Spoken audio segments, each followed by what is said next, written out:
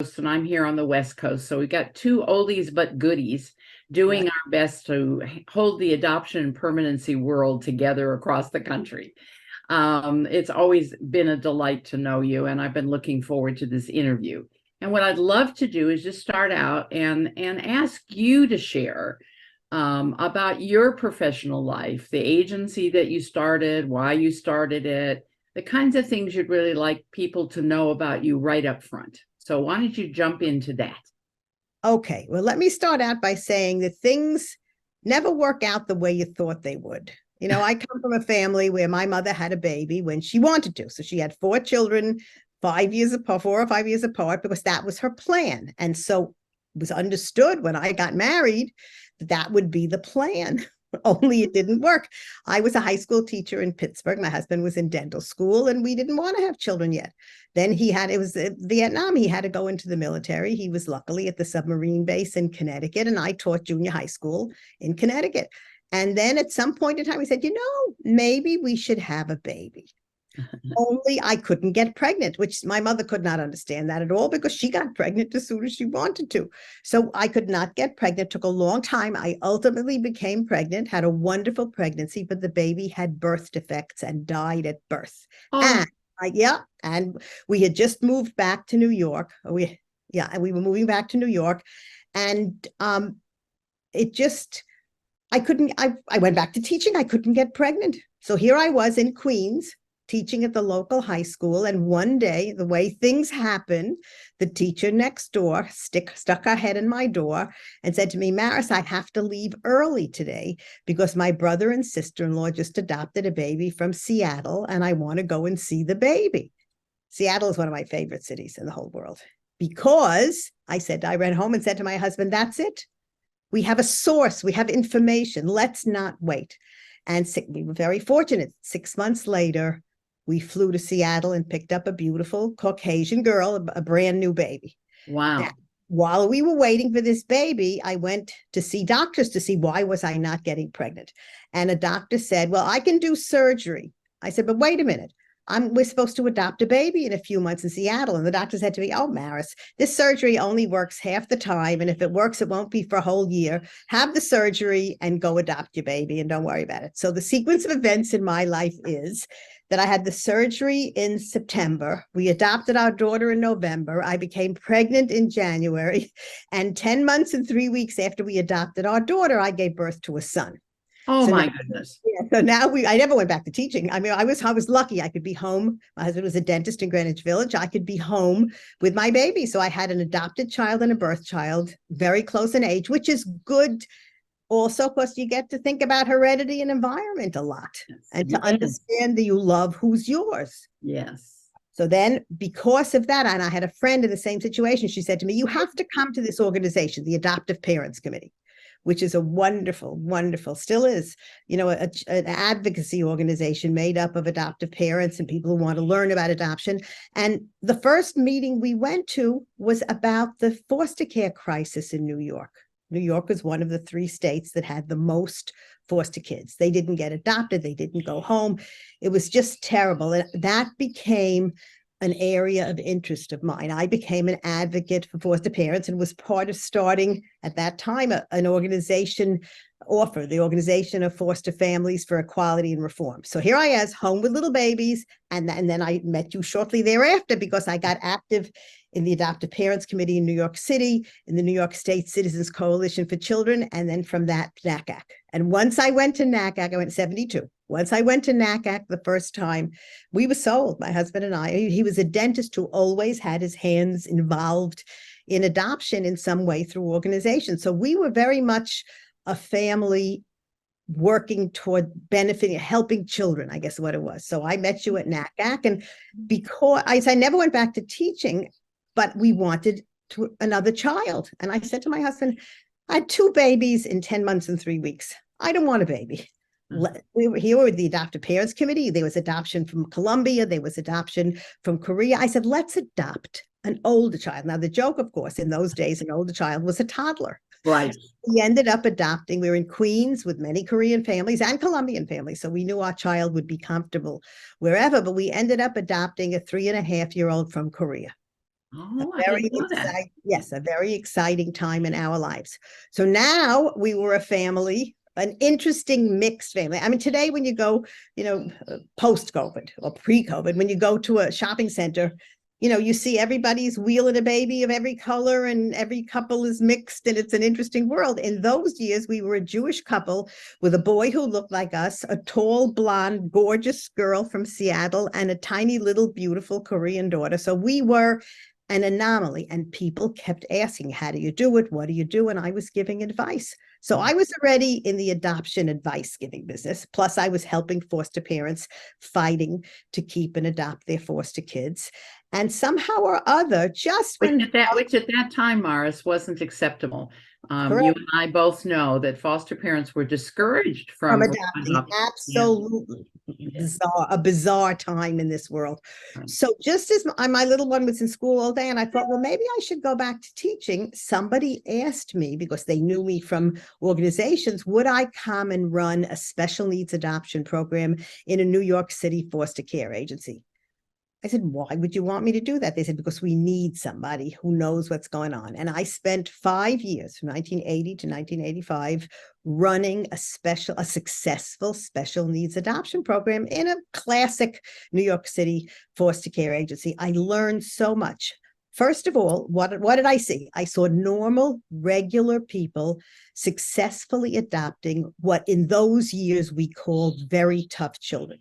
Children with special needs, children that we know now, it's not they're very tough children, they're traumatized children who had an early childhood of so much trauma that they have to catch up over many years in the developmental losses that they had.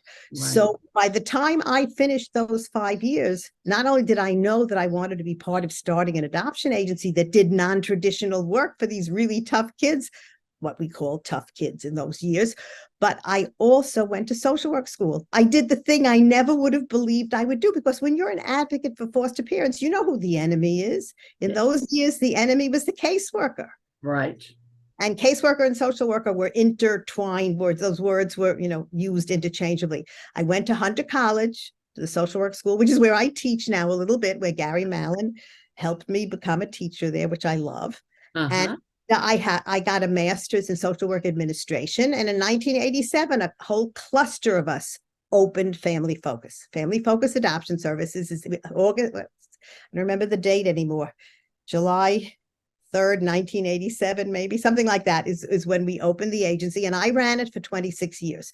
But this was my second career. I had a first career teaching. So at some point in time, I knew I was going to retire, but I wasn't ready to retire until I knew that it was really on the road to doing wonderful work. And I will say to you that I guess if you say to me, what did you do in your life that was the most important professionally, I would say to you, what I did was this group of people that I was just the executive director. They were the smart ones. And what we did is we created a way to place older kids, the multiply betrayed kids of the foster care systems of the universe, in a way that gives them not only their own advocate, but gives them the right to say yes or no at every step of the way. That's how Family Focus has had way more than 1,000 successful adoptions of some 16-year-olds, 17-year-olds, 18-year-olds, 19-year-olds. Our adoption success rate, in other words, the adoptions that don't break apart, has always been incredibly high. It's in, I haven't got the numbers, but Jack has got them, Jack Brennan, who's the exec now. And what we did is we created a program for successful adoption and helping families understand why kids act out during the placement, and it doesn't mean you're supposed to get rid of them. And inducement, which is what the things I have trained on at NCAP and in Canada over the years on helping children move into adoption and helping children stay in adoption, I guess is the thing that I am the proudest of. I didn't invent it. I was the vehicle to allow the really smart people I worked with to create this stuff. And it's been printed up in NCAP Adopt Talk. We've done it, and they're still doing it at NCAP conferences. So I am proud of having been part of something that is moving along without me. I do a little bit of work for them here and there, but essentially not only are they moving along, but they're now figuring out how to work with the kids that didn't make an adoption, who were adopted and then thrown back into residential treatment by a family that just, for whatever reason, found them too, RAD, reactive attachment disorder. They found them too difficult to keep. And we are now working with those kids in their teens. Agencies are asking us to, and what we do, and it's Jack Brennan created this, is we give them a future worker, a worker to help them plan their future. So I am part of something that's still moving, and that's a wonderful thing for me. So that's me. Wow.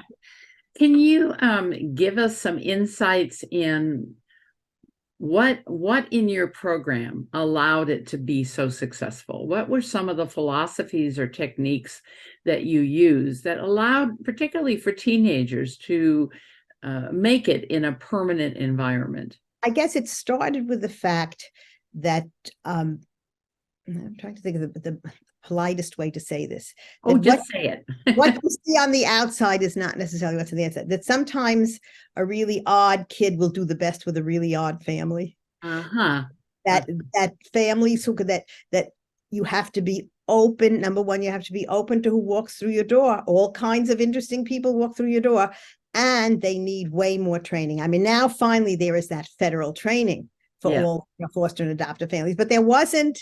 Right. So we, we're doing this training early on. We developed a training that talked about inducement, to understand that when your kids are acting out, it's because they trust you enough to let out some of their deeply buried feelings, and they're letting them out on you. And if you feel crazy or angry or discouraged or whatever, it's because that's how they feel, and they're making you feel that way. They're not saying get rid of me, they're saying understand me. Yes. Subconsciously. And so, they don't do it on purpose. It's an unconscious kind of thing. But so you have to train families about that. You have to train families how you can't push the kids to decide to be adopted. We call it transition, empowered transition. They have to visit with their own advocate. The kid has a different caseworker than the family.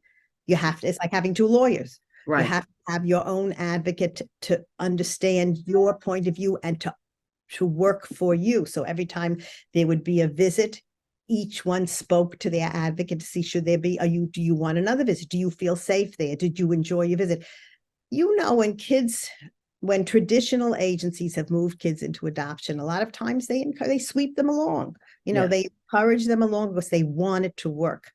No, you have to give the kids power. They have to be an equal voter, and that isn't something that was traditional. So those are the things that have been done, and it's being done in a lot of places now. Certainly not just us.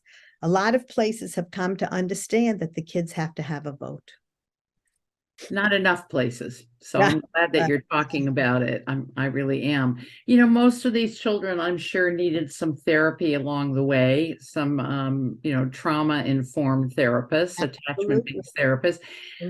Did you provide that within the agency? And how did you develop resources in the community to meet the needs of these children and families? Interesting when you say community, because we were all over, from early on, we were in a lot of different places in New York State, mostly Albany and down, but we gradually have expanded even higher. It's not so easy to find, and there's a whole school of thought that says maybe a kid shouldn't go to therapy alone. Maybe the whole family should go together, because if you're going to have a successful therapy, you have to be connected to your therapist. And these are kids who were not able to connect for many different reasons. And, like babies, we want them to connect to their family. So maybe everybody should go to therapy together, or at least every other time, one time the kid alone. And finding resources is just by asking around to find the good ones. Not so easy.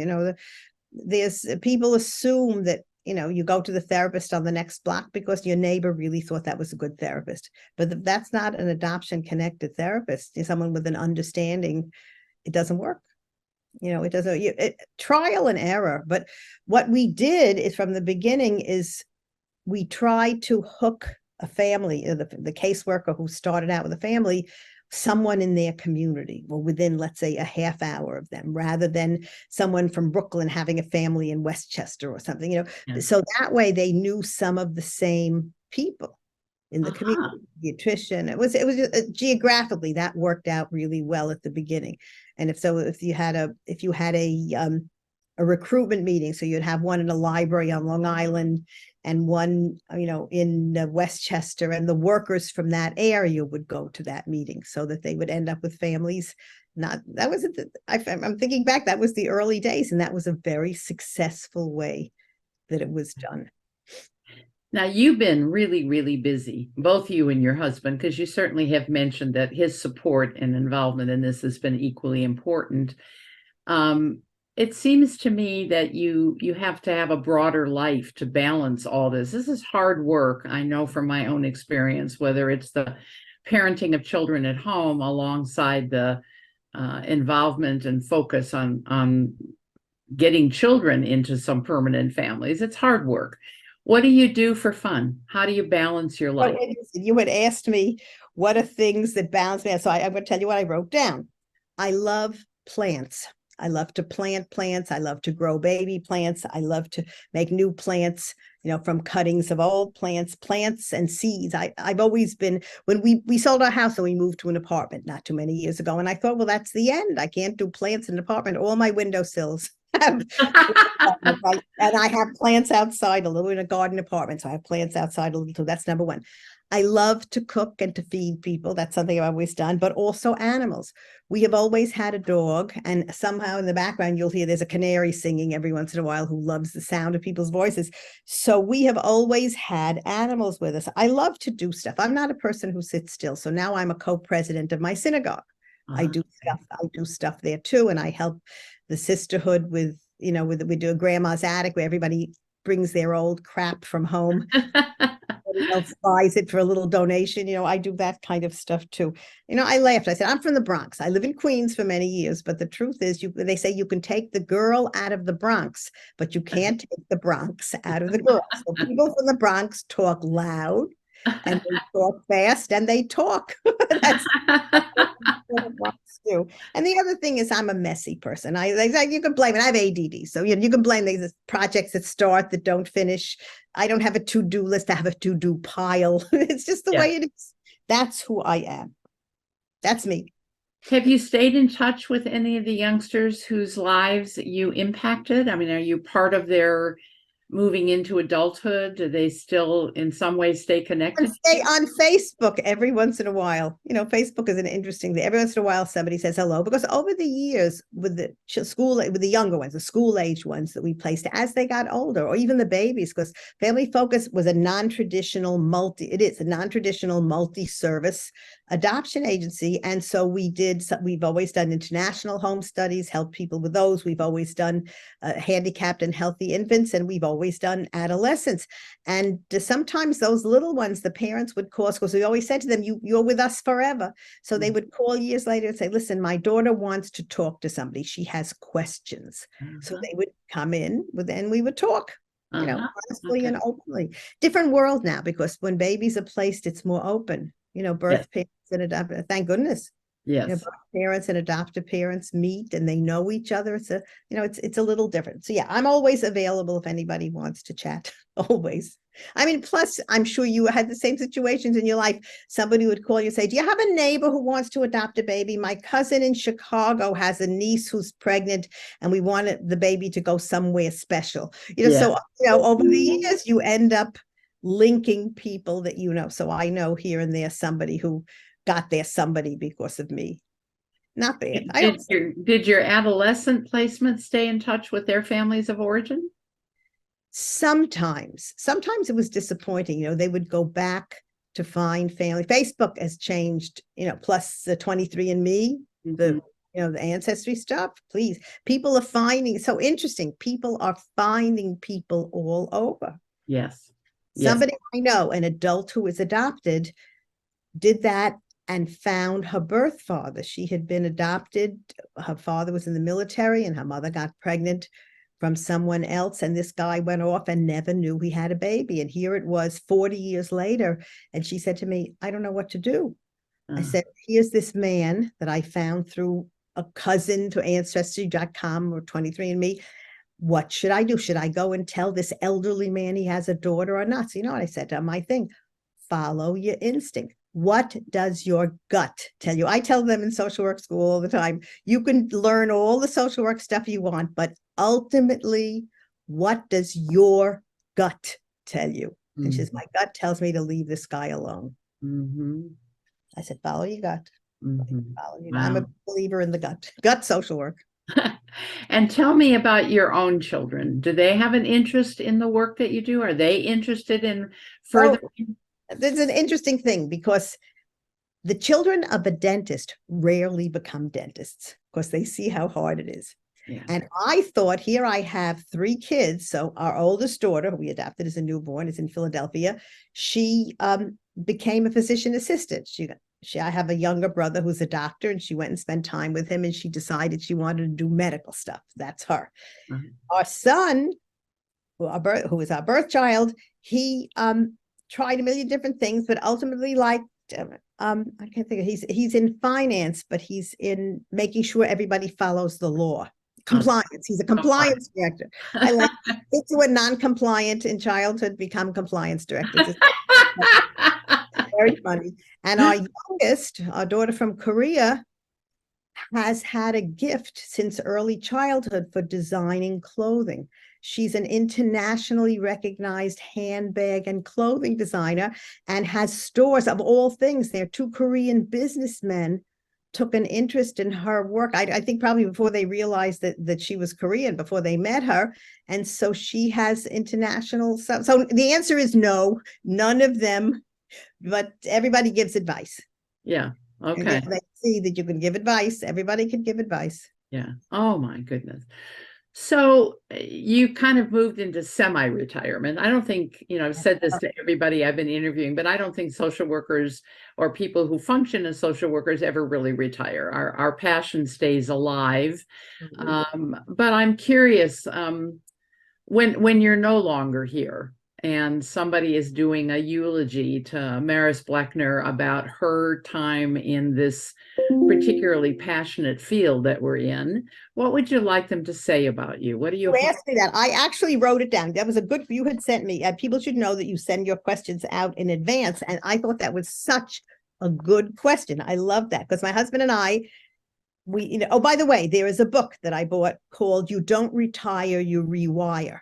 Oh, I love that. There is a book. Google it. It's a terrific book. And not only that, most volunteer work in this country is done by retired people because nobody else has the time to do it. Right. So we are doing a lot. We don't die. We just keep doing stuff. Right. Which is kind of interesting. Anyway, so I thought about it. What would I want people? So my husband and I laughed one day. We said, well, what would we put on our gravestones? So I said, I said to my husband, I said, he was one of the good guys, which my husband is. And he said to me, well, she made flowers grow. So I thought that was interesting too.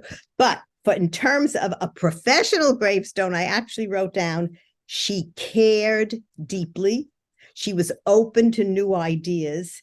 And she understood what success really was for kids.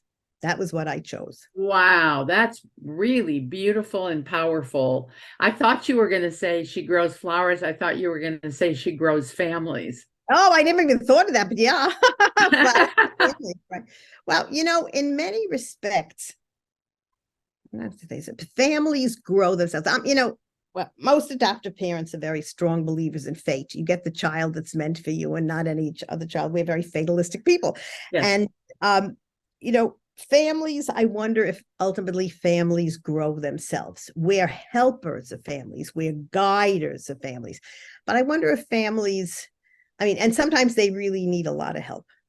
This whole thing, when kids act out really badly and a family calls up and says, this kid is showing me by his behavior that he doesn't want to live in our house. Our answer is, no, you're wrong.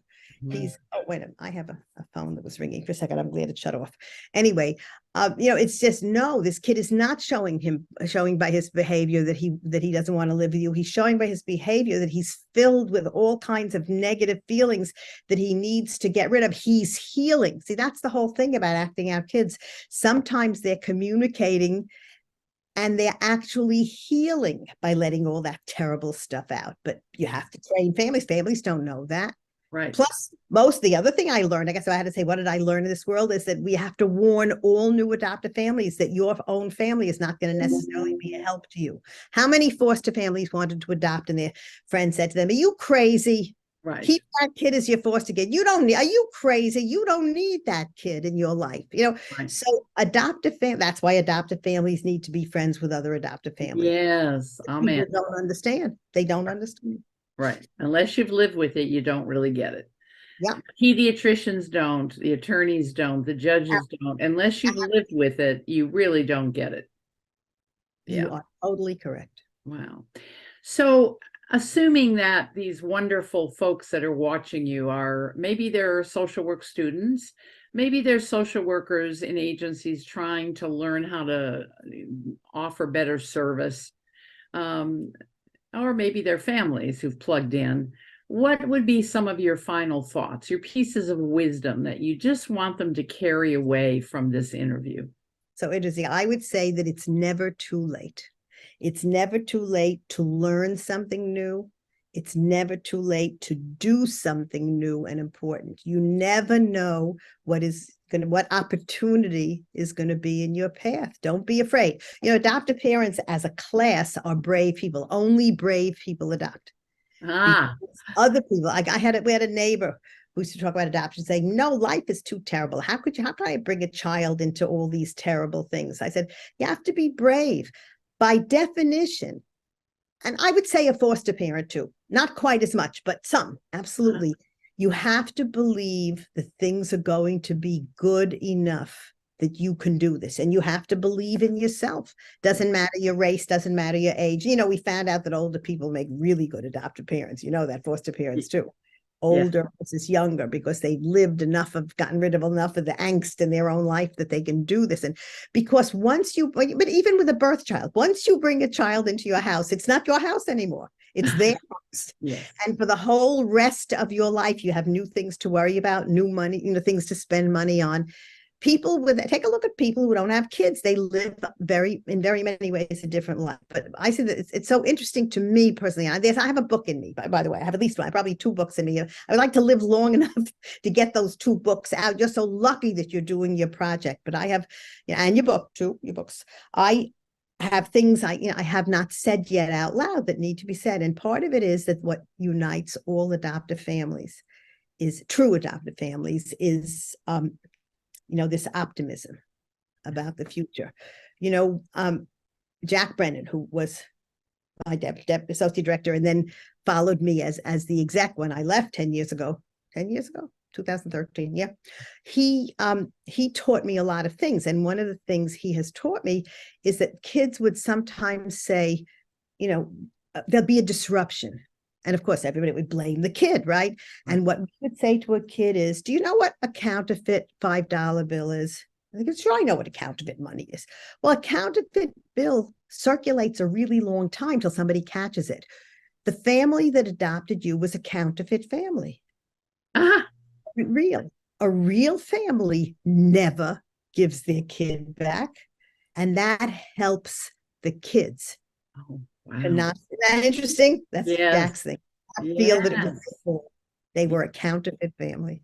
I love that. It's one of those things I really like. There's a whole bunch of stuff like that. Interesting. You need to write your book of wisdom. You need to write your book of wisdom. We need all of them we can find these days. I have to tell you, I'm so enjoyed just listening to you. I have so many more questions. I could interview you for the next 3 hours, but I want to thank you for this time.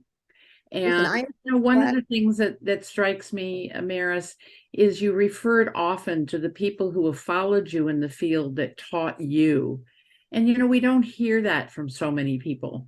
The fact that as we get older, we're not just dispensing knowledge, we're constantly accumulating it from people who are following us in the field. So they may be standing on our shoulders, but we're still drawing down or drawing up, if you will. You're learning from them. Absolutely. Absolutely. Yeah. And that's a wonderful attitude that we're never too late to learn. And I was saying earlier to my colleague that, the truth is what we know today, what we didn't know when I was adopting, when you came into the field, what I didn't know as a social worker, I think I could have saved a lot of children's lives, a lot of children's pain, if I knew then what I know now.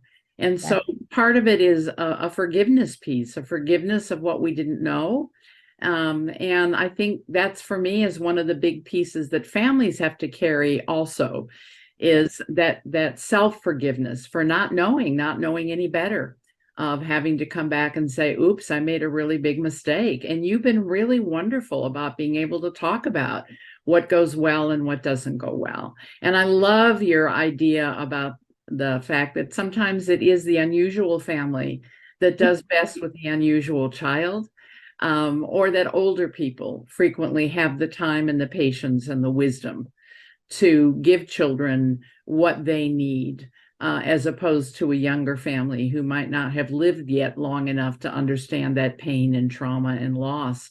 So thank you for underscoring that. Those are important pieces of wisdom. Well, thank you. This is very flattering to me. You made my day in this terrible, nasty weather. Thank you so much, Sharon. I much appreciated. Thank you, Maris. I hope we continue to talk. Let's do that. Have a Okay. good day. Thank you. Bye-bye. Bye-bye.